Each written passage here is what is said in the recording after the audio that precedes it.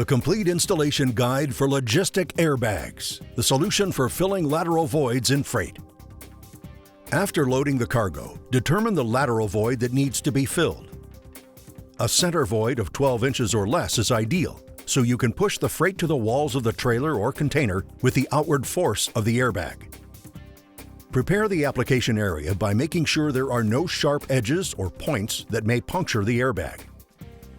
Some instances may require an appropriate buffer material between the load and the airbag.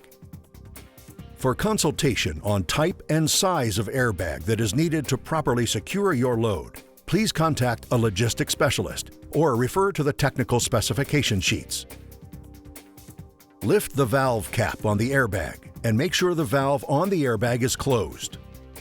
Attach the inflator fill head to the airbag valve by snapping into place. While connected, position the airbag in the void space, but keeping it off the floor and not extending beyond the top or sides of the cargo. Airbags work best when the face of the bag covers as much of the surface area of the freight as possible. Begin to inflate the airbag. While the bag is partially inflated, adjust it so the airbag remains off the floor and in complete contact with the freight. Continue inflating the bag until the recommended air pressure level is achieved. Then disconnect the inflator and close the valve cap. Airbags should not be inflated to the point of damaging freight or bowing the trailer or container walls.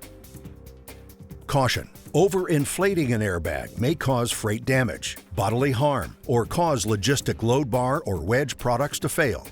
Additionally, when using an airbag in conjunction with logistic load bar or wedge products, please take measurements after the airbag has been installed before cutting your wood.